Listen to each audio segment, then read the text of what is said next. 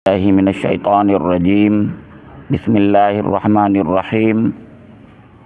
يا أيها الذين آمنوا كتب عليكم الصيام كما كتب على الذين من قبلكم لعلكم تتقون أياما معدودات فمن كان منكم مريضا أو على سفر فعدة من أيام أخر وعلى الذين يطيقونه فدية طعام مسكين فمن تطوع خيرا فهو خير له وأن تصوموا خير لكم إن كنتم تعلمون شهر رمضان الذي أنزل فيه القرآن هدى للناس وبينات من الهدى والفرقان فمن شهد منكم الشهر فليصمه ومن كان مريضا أو على سفر فعدة من أيام أخر يريد الله بكم اليسر ولا يريد بكم العسر ولتكملوا العدة ولتكبروا الله على ما هداكم ولعلكم تشكرون.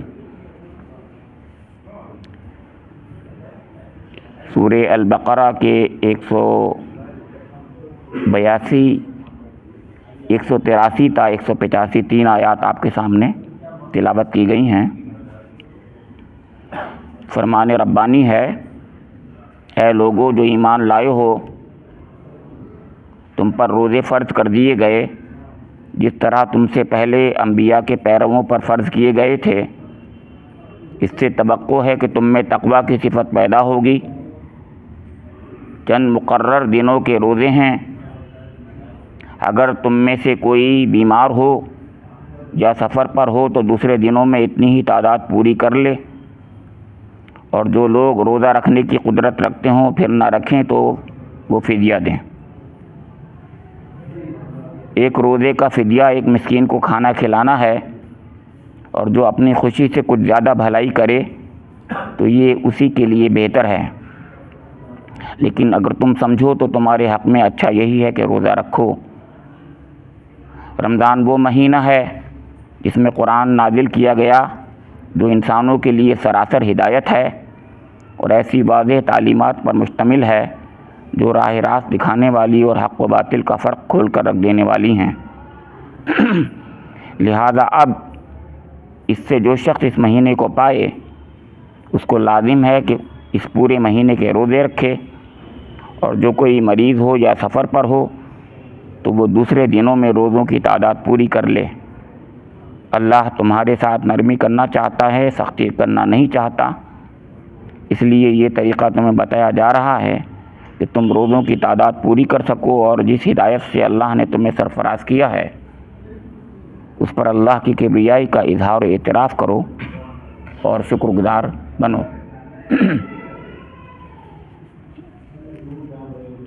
قرآن پاک کے نزول کا اللہ تعالیٰ نے یہ طریقہ رکھا تھا کہ بظاہر کچھ حالات بنتے تھے اور ان حالات میں اللہ تعالیٰ کچھ احکام نازل فرماتا تھا. یہ ایک انداز ہے سوچنے کا، یہ دنیا میں سمجھنے کا ایک سپرفلوس انداز ہوتا ہے اور ہے. لیکن حقیقت کے لحاظ سے یہ ہے کہ کتاب پاک جو ہے یہ لوح محفوظ میں پہلے سے تھا، ازل سے تھا. اللہ کی صفت ہے. یہ مخلوق نہیں ہے کہ کسی وقت میں بنائی گئی ہو، ایسا نہیں ہے. تو بہرحال لیکن اس دنیا میں انسانوں کے لیے انسان میں جو کسی وقت میں ہوتے ہیں کسی وقت میں نہیں ہوتے، ان کے حالات ہوتے ہیں، اس کے لحاظ سے اللہ تعالیٰ ہدایت بھیجتا تھا، تو ان کا خیال رکھا جاتا تھا. تو شریعت الہی، شریعت مطہرہ کا یہ مزاج ہے، خاص طور سے شریعت محمدی علیہ صاحب الصلاۃ والسلام کا یہ مزاج ہے کہ اس میں آسانی بنیادی چیز ہے. یسر اس میں آیت میں بھی ذکر ہے، وہ آسانی جو ہے وہ بہت اہم ہے کیونکہ یہ آفاقی شریعت ہے، قیامت تک کے لیے ہے. قیامت تک کے لیے ہونے کی وجہ سے اس میں آسانیاں فراہم کی گئی ہیں. تمام انسانوں کا خیال رکھا گیا ہے، ان کی رعایت رکھی گئی ہے. ان میں 2 آیتیں جو تھیں، پہلی والی 2 آیتیں وہ غزوہ بدر سے پہلے نازل ہوئیں سن 2 ہجری میں، اور تیسری آیت جو تھی 185ویں آیت وہ غزوہ بدر کے بعد نازل ہوئی۔ غزوہ بدر سے پہلے کے حالات کچھ اور تھے، غزوہ بدر کے بعد حالات کچھ اور ہوئے۔ انسانوں کے درمیان میں بات کر رہا ہوں۔ پھر دوسرے حالات یہ بھی ہوتے ہیں کہ کچھ لوگ ایسے ہوتے ہیں کہ کہاں رہتے ہیں وہ، اور روزے کا زمانہ کون سا ہے۔ تو جس زمانے میں یہ روزے فرض کیے گئے بہت سخت گرمی کا زمانہ تھا، اور جن لوگوں پر پہلی بار فرض کیے گئے وہ عرب کے لوگ تھے۔ تو جو لوگ تھے ان کو بھی خیال رکھیے، اور جس زمانے کی بات ہے ان کا خیال رکھیے گا۔ اس لحاظ سے شریعت کو اللہ تعالیٰ نے، اسلامی شریعت کو، شریعت محمدی کو اس لحاظ سے پیش کیا۔ شریعت آفاقی ہے، اسی بات کو پھر بعد میں جو کہا گیا وہ آفاقی شریعت کا ذکر بھی کر دیا گیا، لیکن شریعت کو اس لحاظ سے، وقتی لحاظ سے کچھ حکم دیا گیا، وہ پہلا حکم ہے۔ اس بات میں میں اہم بات کر رہا ہوں، یہ شان نزول کی باتیں ہیں، یہ تفسیر کی باتیں ہیں، اس پر جو ہے بہت توجہ دینی چاہیے۔ تو اے ایمان لانے والو، اللہ تعالیٰ فرما رہا ہے کتب علیکم الصیام کما کتب علی الذین من قبلکم لعلکم تتقون۔ اے ایمان لانے والو، تم پر روزے فرض کر دیے گئے، کما کتب علی الذین من قبلکم، جس طرح تم سے پہلی امتوں پر اور ان لوگوں پر جو انبیاء کے پیرو تھے ان پر فرض کیے گئے تھے۔ لعلکم تتقون، شاید کہ تم تقوی اختیار کرو گے، امید ہے کہ تم اس سے تقوی اختیار کرو گے، ایک کیفیت پیدا کرو گے اپنے اندر جو اسلامی شریعت کی بنیاد ہے، وہ کیفیت اپنے اندر وہ پیدا کر دو گے۔ اب دیکھیے، فرمایا کہ تم پر روزے فرض کر دیے گئے، کتبہ، تو کتبہ جب کہا جاتا ہے تو لکھ دیے گئے، تو یہ فرض ہو جاتا ہے۔ پھر اس سے پہلے کہ جتنے روزے بھی تھے، کسی نہ تفسیر میں آتا ہے نہ حدیث میں آتا ہے وہ فرض نہیں تھے، نہ ایام 20 کے روزے فرض تھے، نہ عاشورہ کا روزہ فرض تھا، بالکل نہیں تھا۔ اگر ہے تو نص قطعی ہوتی، قرآن میں ہوتا، قرآن میں نہیں ہے، قرآن میں کہیں نہیں ہے۔ کیوں؟ کہ اگلی آیت اشارہ بھی کر رہی ہے ایام معدودات، اس میں ویسے ہی جمع کا صیغہ ہے، ایک اگر روزہ ہوتا تو ایامن نہیں ہوتا لفظ، ایامن کا لفظ آ رہا ہے، اس کا مطلب یہ ہے کہ بہت سے روزے ہیں، مطلب 8-10 ہیں کم سے کم، معدودات کا مطلب یہ، کیونکہ اتنے کم بھی نہیں ہونے چاہیے کہ 3 کہہ لیں ہم، ایام 20 والا مان لیں، اتنے زیادہ بھی نہیں ہونے چاہیے کہ جس کو معدودات نہ کہیں۔ دیکھیے، بہت زبان ہوتی ہے، اس کو دیکھیے، وہ اپنی جگہ پر ہوتی ہے، وہ اپنی جگہ پر۔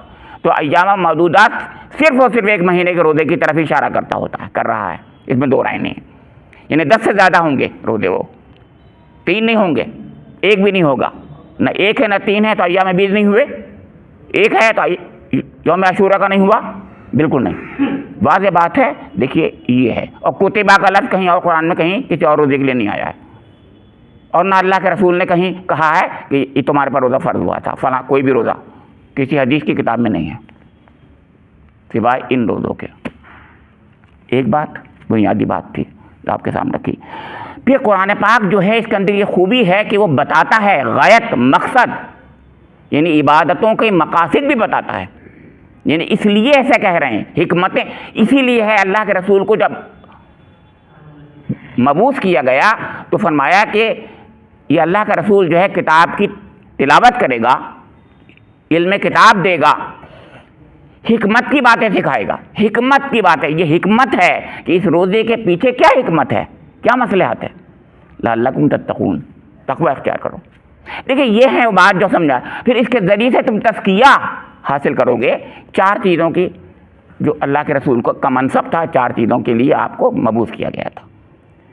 تو آپ تلاوت کرتے تھے، علم کتاب کا دیتے تھے، حکمتیں سکھاتے تھے، بتاتے تھے، اور تزکیہ کرتے ہیں۔ اس کا مطلب اب تزکیے کے لیے تقوی کی ضرورت ہوتی ہے۔ تزکیہ جو ہے ایک نشو و نما کا نام ہوتا ہے نا، ایک نشو و نما ہے زندگی کے اندر، اس میں نشو و نما۔ ویسے بھی قد افلح من زکاہا وقد خاب من دساہا، یہ کہا ہے۔ اور وہاں بھی قسم جب کھائی ہے تو وہاں پر بھی قسم اس بات کی کھائی ہے، اس نفس کی جو کہ اللہ تعالیٰ نے خاص طور سے بنایا ہے اس کے لیے، وما سواہا، وما سواہا، جو خاص طور سے اس کا تسویہ کیا ہے، یعنی اس کا مطلب نفس بہت اہم ہے، نفس بھی بہت اہم ہے، تو نفس کا تزکیہ ہونا بہت اہم ہے۔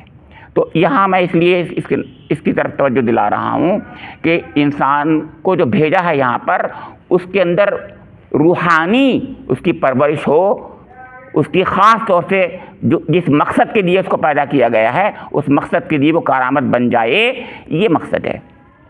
تو یہ دو چیزیں ہیں۔ مقصد کیا ہے؟ دو مقاصد بتایا قرآن نے۔ ایک تو یہ ہے کہ اللہ تعالیٰ نے بتایا کہ انی جاعل فی الارض خلیفہ، ہم خلیفہ ہیں، تو خلافت ہمارا مقصد ہے۔ اور وما خلقت الجن والانس الا لیعبدون، ہمیں عبادت کے واسطے پیدا کیا ہے کہ نہیں؟ تو عبادت بھی مقصد ہے ہمارا اور خلافت بھی مقصد ہے ہمارا۔ تو دو چیزیں، دو بڑے مقصد ہیں ہماری زندگی کے، خلافت اور عبادت۔ عبادت اور خلافت کے ساتھ توازن زندگی میں قائم ہونا، یہ مقصد ہے۔ تو یہاں فرمایا جا رہا ہے کہ دیکھو اس کے ذریعے سے تمہاری زندگی کے اندر وہ کیفیت پیدا ہو جائے گی جس سے تم اپنے رب سے ڈر کر گناہوں سے بچنے لگو گے، تمہارے اندر قوت برداشت پیدا ہوگی، تمہارے جذبات اور خواہشات تمہارے کنٹرول میں رہیں گے۔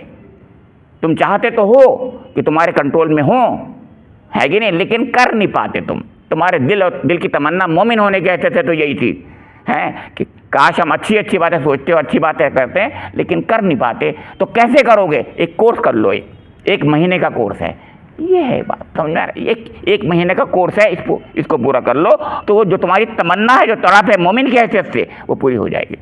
یہ اللہ رب کریم ہے، ایسے بات کرتا ہے ہم سے، سمجھ رہے ہیں آپ کے؟ تو لعلکم تتقون اب بڑے پیارے انداز میں کہتا ہے، میں تالیف قلب ہے، ایام معدودات، چند دن کے روزے ہیں، کیوں گھبرا جاتا ہے انسان نا۔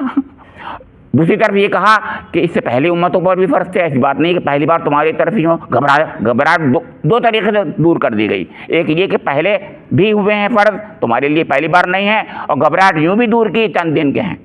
تو دو طریقے سے تعریف قلب ہے اس کے اندر۔ پھر بھی اس کے اندر کچھ رخصتیں دے دیں کہ زیادہ گھبراؤ مت۔ فمن کان منکم مریضا او علی سفر فعدۃ من ایام اخر۔ اب میں نے بتایا یہ ٹرانزیشن والا اسٹیج ہے، ٹھیک۔ اب جو آیت آئی ہے اگلی والی، یہاں تک کی آیت تو ہے وہ تو پتہ چل جائے گی کہ ابھی قیام ہے، لیکن اگلی آیت والی جو ہے آپ دیکھیں گے وہ ٹرانزیشن والا اسٹیج ہے۔ تو یہاں فرمایا فمن کان منکم، یعنی اس میں بھی رخصت ہے، آسانی ہے تمہارے لیے کہ اگر تم میں کوئی مریض ہے، یہ سفر پر ہے، تو بعد میں اتنے دن یہ بعد میں پورے کر لے، ایسا کیوں ہے؟ اس کو بتایا ہے بعد میں، وَلِتُكْمِلُوا الْعِدَّةَ، یعنی اس کورس کو پورا کرنا ہے۔ 30 دن کا کورس یا 29 دن کا کورس جو اس کو پورا کرنا ہے، لہٰذا اس کو تو پورا کرنا ہی ہے۔ اس کی وجہ یہ ہے کہ ہر ٹریننگ کورس جو ہوتی ہے وہ اپنے اندر کچھ فوائد رکھتی ہے، اور وہ فائدے جب ہی ملتے ہیں اس کو جب وہ کورس مکمل ہو جاتا ہے۔ آپ بھی جانتے ہیں، میں بھی جانتا ہوں، اس میں دو رائے نہیں ہے، سمجھ رہے آپ کے؟ تو یہ روحانی کورس ہے، اس کا فائدہ تبھی حاصل ہوگا پورے 30 دن کا روزے رکھ لو گے۔ ایک دن 2 دن میں بات نہیں آتی، ہم بھی جانتے ہیں تمام چیزیں، ان چیزوں کا سب لوگ جانتے ہیں، اللہ کا شکر اس چیز کو۔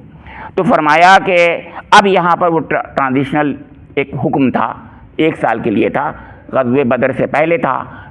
غزوہ بدر پہلی بار ایک دم اچانک ان کے سامنے جو عرب بالکل عادی نہیں تھے روزے کے، ان کے سامنے ایک دم حکم آ گیا روزہ رکھو۔ ہاں وہ بیچارے گرمی کی حالت میں سخت، جہاں پر 50 سے 52 تک چلے جاتا ٹیمپریچر، آپ جانتے ہیں، وہاں پر وہ کبھی ایسے بھوکے رہنے کے عادی نہیں تھے، ان سے کہا روزے رکھ لو۔ تو پھر کہا کہ وَعَلَى الَّذِينَ يُطِيقُونَهُ فِدْيَةٌ طَعَامُ مِسْكِينٍ، طاقت تو ہے لیکن عادت نہیں۔ دیکھا آپ نے، طاقت تو ہے، عادت نہیں ہے۔ عادت بنانا ہے تمہیں، اس سال تو چھوڑ دیتے ہیں تمہیں، ایک رخصت اور دے رہے ہیں تمہیں، یہ تیسری رخصت ہے اس سال۔ یہ ہے کہ کچھ لوگ ایسے ہوں گے ذرا کم حوصلے والے ہیں، ذرا حوصلہ نہیں ہے، تھوڑی سی قوت ذرا اپنی ہے تو قوت اس کے اندر، لیکن ہمت نہیں کر پا رہے ہیں، تو وہ لوگ فدیہ دے دیں اس سال۔ اگلے سال کا نا، اگلے سال اگلی آیت میں بتا دیا گیا کہ اب وہ حکم، یعنی آپ کا وہ ہو گیا، اب وہ حکم بدل گیا، اب وہ حکم نہیں رہے گا، اب وہ حکم ختم ہو گیا، یہ مطلب تھا۔ وہ تو کہتے ہیں ناسخ و منسوخ ہو گیا، وہ حکم منسوخ ہو گیا، یہ عادت ڈلوائی، سمجھ رہے ہیں آپ؟ دیکھیے اب، لیکن اب میں آپ سے بات، شریعت مطہرہ میں ہر آیت قیامت تک کے لیے ہے، تو آیت تو پڑھی جا رہی ہے، ہم کہیں گے آیت کا حکم تو پھر نافذ نہیں ہوا ہے، آج بھی نافذ ہے، آج بھی نافذ ہے۔ کہاں پر؟ پہلی بار جو روزہ رکھ رہا ہے نو مسلم ہے، آپ بھی تو نو مسلم ہوں گے، بہت سخت حالات ہیں، سخت گرمی کی جگہ ہے، افریقہ میں ہے یا عرب میں ہی ہے، سخت جگہ میں ہے، یا ہندوستان کے راجستھان میں ہے، یا کہیں پر ہے ایسی جگہ پر، بیچارے کو عادت بھی نہیں تھی، آپ اسے کہنا رکھنا تو پورا 1 مہینے کا روزہ ہے، تو یہ تو غلط ہوگا۔ اسلامی شریعت یہ نہیں چاہتی ہے، اس کا مزاج ہی نہیں ہے، کیونکہ اگر یہ مزاج ہوتا تو اگلی آیت جو کہہ رہی ہے یسر چاہتا ہے اللہ تعالیٰ، وہ بات نہیں ہوتی، یسر نہیں ہوتا اس کے اندر۔ اس کا مطلب یہ ہے کہ اس کو ٹرانزیشنلی اجازت دی جائے گی آج بھی، کہ عادت بنا، 1 سال میں انہوں نے عادت بنا لی، میں یہ کہنا چاہ رہا ہوں، جو سمجھتے نہیں لوگ، یعنی انہوں نے روزے رکھے خوب، جاڑے آئے تو روزے رکھے، آسانی سے رکھ لیے، پھر گرمی آئی تو اور رکھنے لگے، ہلکے ہلکے ہلکے ہلکے، ایام 20 کے بھی رکھے انہوں نے، جیسے اللہ کے رسول رکھتے تھے، یہ کہنا چاہ رہا ہوں آپ سے۔ تو انہوں نے دھیرے دھیرے عادت بنا لی، اور اگلے سال میں پھر انہوں نے سارے روزے رکھ لیے، سمجھ میں؟ یہ تھا اصل یہ ہے، یہ طریقہ ہے اسلام، جسے بچوں کو ہم عادی بناتے ہیں، اپنے مسلمان بچوں کو مسلمان بناتے ہیں عادی، ایسے ہی بنایا ہے ان کو بھی عادی۔ عرب کے لوگ ایسے بناتے تھے عادی ان کو، بلکہ گھوڑوں تک کو بناتے تھے، وہ تو گھوڑوں کو بھی ساما سائم کہتے ہیں، ساما الفرس سومن وہ کہتے ہیں وہاں پر، یعنی گھوڑے نے چارہ نہیں کھایا، گھوڑا روزے سے ہے، اس کو پیاسا بھی رکھتے تھے، بھوکا بھی رکھتے تھے، اور اس کے بعد آپ کو معلوم ہے شب خون مارنے کے لیے تیار کرتے تھے اس کو، یعنی لوٹ ماری کرتے تھے اس سے وہ لوگ، لیکن مسلمان کو اس کے لیے تو اجازت نہیں ملی۔ میں کہہ رہا ہوں وہ لوگ اس زمانے کے حالات تو یہی تھے، اس سے پہلے کی باتیں تھیں، ایسے ہی کرتے تھے وہ لوگ، گھوڑے کو روزہ رکھواتے تھے۔ تو گھوڑے کو تو روزہ رکھواتے تھے بھائیوں، اپنے کو روزہ نہیں رکھواتے تھے، وہ یہ کہنا چاہ رہا تھا میں آپ سے، اپنا روزہ نہیں ہوتا تھا ان کا، گھوڑے کا روزہ ہوتا تھا، سام الفرس سومن کہتے تھے وہ لوگ، یہ تھا ان کے۔ تو فرمایا کہ دیکھیے فمن تطوع خیرا فہو خیر اللہ، اب جو تطوع کرے گا یعنی کچھ بہتری کرے گا، کچھ زیادہ کر لے گا، یعنی فدیہ بھی دے دے گا، روزہ بھی رکھ دے گا تو بہت اچھا ہے، یہ زیادہ فدیہ دے دے گا ایک کے بجائے، ایک کے بدلے ایک ہے فدیہ، ہے کہ نہیں؟ ایک غریب کو کھانا کھلانا ہے، اس کے بجائے 2 کو 3 کو 4 کو کھلا دے گا، بہت اچھا ہے۔ اور وَأَن تَصُومُوا خَيْرٌ لَكُمْ إِن كُنتُمْ تَعْلَمُونَ، اگر تم روزہ رکھو تو اور بہتر ہے۔ پہلے ہی سے اس سے پتہ چل رہا ہے کہ اللہ تعالیٰ چاہتا یہی ہے کہ روزہ رکھیں گے، تو اس لیے ایسے لوگوں نے کیا کیا معلوم آپ کو، جو بتاتا ہی نہیں کوئی، کہ انہوں نے اسی دن سے عادت ڈالنی شروع کر دی۔ یہ کہنا چاہ رہا تھا میں آپ سے، جو سمجھ نہیں پاتے ہیں لوگ، اور پھر مختلف مہینوں میں انہوں نے روزے رکھے، اور جاڑے میں بھی رکھے، اور گرمیوں میں بھی رکھنے کے قابل ہو گئے۔ پھر وہ اگلے سال بھی رمضان تھا ظاہر ہے، تو پھر گرمی کا رمضان تھا، وہ بھی کچھ کم، 1-10 دن کم ہو گئے ہو جاتے ہیں، آپ بھی جانتے ہیں، لیکن بہرحال وہ ان کی عادت بن گئی۔ اب انہوں نے کہا نہیں اب تمہیں روزہ رکھنا، اب کیا ہے؟ تو شہر رمضان الذی انزل فیہ القرآن ھدی للناس وبینات من الھدی والفرقان آ گیا۔ پھر بتایا کہ رمضان کا مہینہ وہ ہے جس میں قرآن نازل کیا گیا ہے۔ اب بتایا کہ اس رمضان میں روزے کیوں فرض کیے گئے، یہ وجہ بتا دی۔ شہر رمضان الذی انزل فیہ القرآن ھدی للناس وبینات من الھدی والفرقان، رمضان کا مہینہ وہ ہے جس میں قرآن نازل کیا گیا ہے۔ اور قرآن کیا ہے؟ پھر بتایا قرآن کیا ہے کہ ھدی للناس وبینات من الھدی والفرقان ہے، یہ تمام انسانوں کے لیے ہدایت کرتا، ہدایت کا سامان فراہم کرتا ہے، اور اس کے اندر ہدایت اور فرقان کی روشن دلائل ہیں، یعنی آرگیومنٹ پیش کرتا ہے، اس کے اندر آرگیومنٹس ہوتے ہیں، یعنی آپ کے ذہن میں خیال آتا ہے دلیل کیا ہے، تو قرآن دلیل دیتا، اس سے بہتر کتاب دلائل کی کوئی اور نہیں بتا دیا۔ اور دوسری چیز ایک اور ہے، کسوٹی ہے، یہ حق و باطل کی کسوٹی ہے، کیا حق ہے کیا باطل ہے، کون بتائے گا؟ قرآن بتا دیتا ہے حق یہ ہے باطل یہ ہے، تو کسوٹی بھی یہی ہے اور دلائل بھی یہ فراہم کرتی ہے، تو اس سے بہتر اور کتاب کون سی ہوگی؟ کیا بات کہی اللہ تعالیٰ نے۔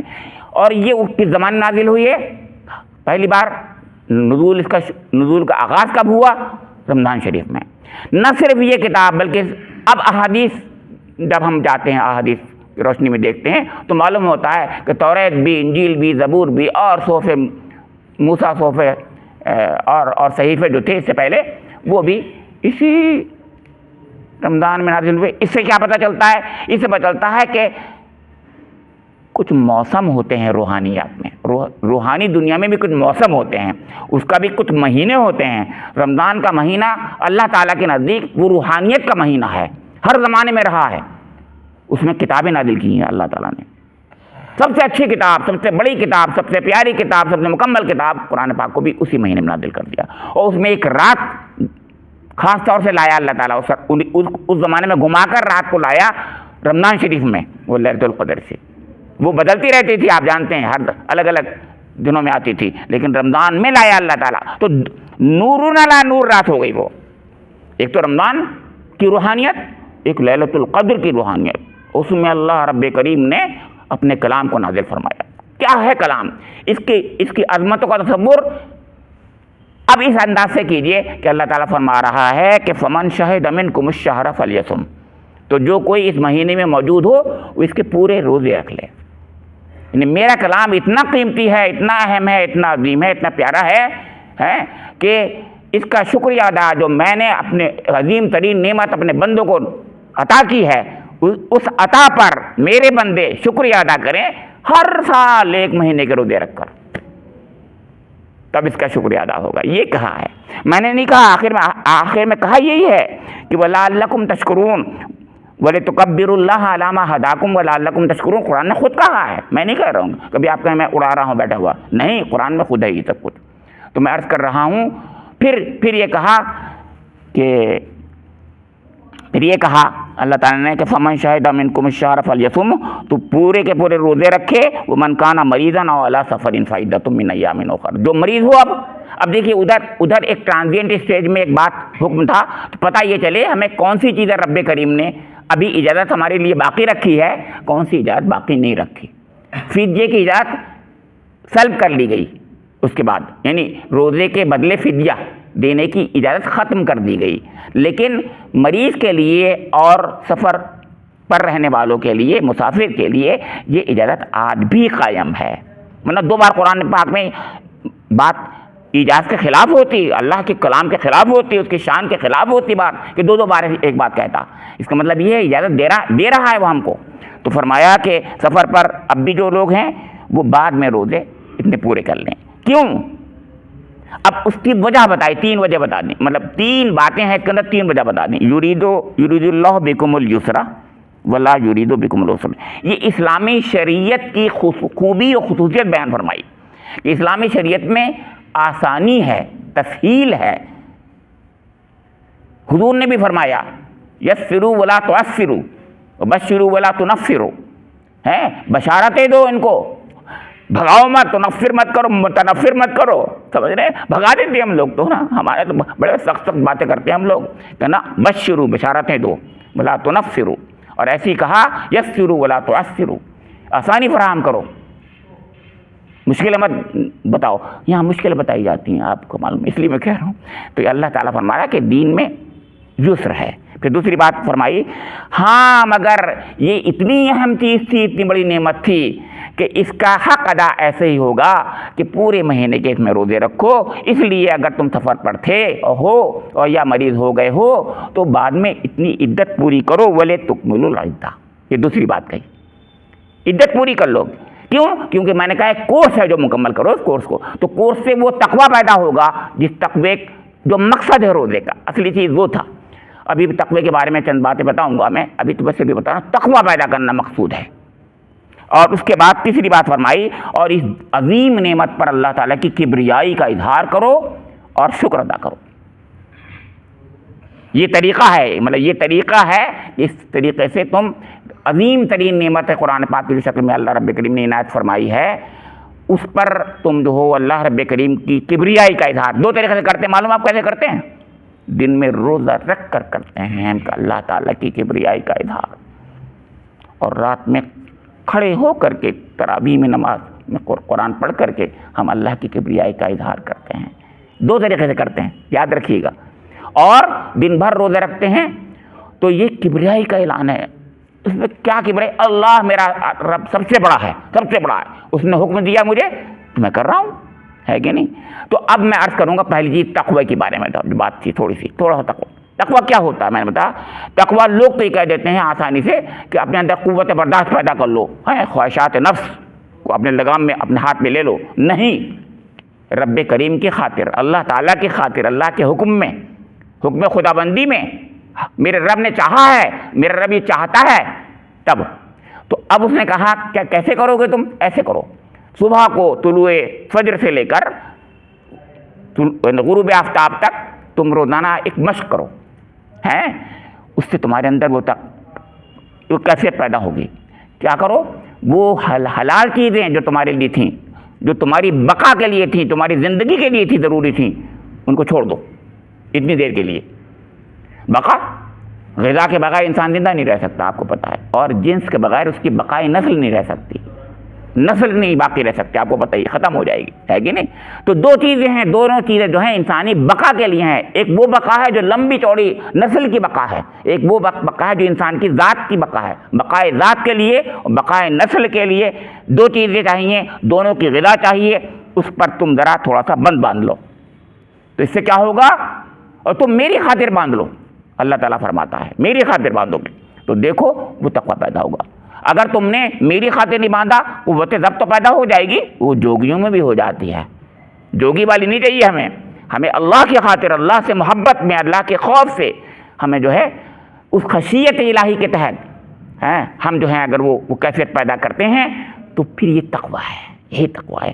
حضور نے فرمایا تقویٰ ہاں ہونا، تقویٰ ہاں ہونا، تقویٰ یہاں ہوتا ہے، تقویٰ یہاں ہوتا ہے، میرے اور آپ کے لباس میں ظاہر میں نہیں ہوتا، بلکہ دل کی کیفیت کا نام تقویٰ ہے. رب کریم سے میری دعا ہے کہ مجھے اور آپ لوگوں کو وہ تقویٰ جس کا ان آیات میں ذکر فرمایا گیا ہے، جو اس رمضان المبارک میں جس کی تربیت کا حکم دیا گیا ہے، اس کو بہترین طریقے سے فروغ پانے کی، اس کی تربیت کی، اس کو حاصل کرنے کی کے اندر ہمارے اندر جو ہے وہ قوت و صلاحیت پیدا فرما دے، وہ چیز پیدا فرما دے جو رب کریم کا مقصود ہے، رب کریم چاہتا ہے، وہ چیز پیدا فرما دے جو اس کے حبیب کا مقصود ہے، جو حبیب نے فرمایا ہے، وہ چیز ہمارے اندر پیدا فرما دے جس کے ذریعے سے ہم دنیا میں کامیاب ہو جائیں اور انسان بن کر جئیں، کہ ہم جہاں کہہ سکیں کہ یہ کرنا ہے مجھے تو میں کر سکتا ہوں، میرے اندر قوت ضبط ہے اور برداشت ہے، انسان بن کر جیوں میں، اور میں پھر مومن بن کر جیوں. ربنا تقبل منا انک انت السمیع العلیم، تب علینا انک انت التواب الرحیم، وآخر دعوانا ان الحمد للہ رب العالمین.